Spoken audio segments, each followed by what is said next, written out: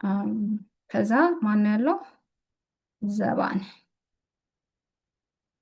ዘባን ጀርባ ማለት ነው።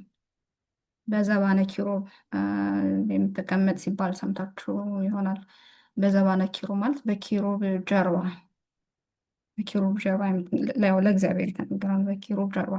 ስለዚህ ዘባን ስንል አሁንም ጀርባ ነው። ይሄ ከኋላ ልጅ የምናዝልበት በዚህ ኮንቴክስት ማለት ነው። ጀርባ ዘባን። ምዕራ አሁንም እንደዛ። አዎ ምዕራ አሁንም አንድ ጊዜ እንደማለት ነው። ቅድም እንዳልኳችሁ ነው። አንድ ጊዜ እንደዚህ ስላለ አንድ ጊዜ እንደዚህ አሁንም እዚህ ጋር እንደዚህ አንድ ጊዜ በዘባንኪ አንድ ጊዜ በገቦኪ። ያው ትርጉሙ ስናውቀው ይገባቸዋል። ስለዚህ ዘባን ጀርባ ይሆናል። ሁለተኛ አሁንም በመጣች እዚህ ጋር ለብቻዋ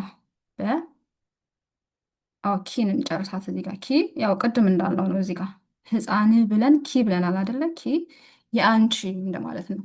የአንቺ አሁንም እዚህ ጋር ዘባን ጀርባ ነው ብለናል። ኪ ጀርባሽ የአንቺ ዘባን ብለን ኪን እንጨምራት። ለየት ላርግላችሁ፣ ለየብቻ እንደዚህ ላርግላችሁ እንዲገባችሁ።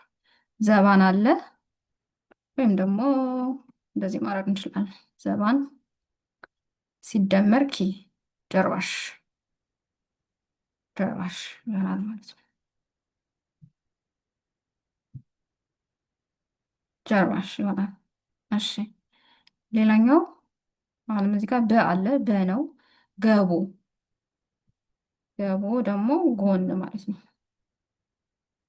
ይሄ ደግሞ ጎን፣ ጎን ማለት ነው። አሁን ገቡ ኪ ሲሆን ደግሞ ገቡ ኪ፣ ገቦ ሲደመር ኪ ጎንሽ። የኔ ቢሆን አሁን የ ነው የማደርገው። ገቦየ ጎኒ እላለሁኝ። ዘባኔ ካልኩኝ ጀርባዬ፣ ዘባኔ ጀርባዬ። ጀርባ ብንለው ዘባንከ ነው። ለወንድ ሲሆን ከ ነው የምንለው። ጀርባህ፣ ገቦከ ጎንህ እንላለን ማለት ነው።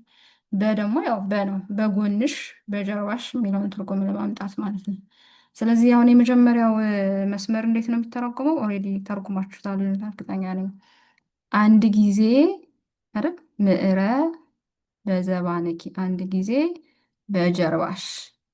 በዚች ቃለች እንዳትረሱ። ወይም ደግሞ እዚህ ጋር በ ሲደመር ዘባን በጀርባሽ፣ በ ሲደመር ገቦ ኪ በጎንሽ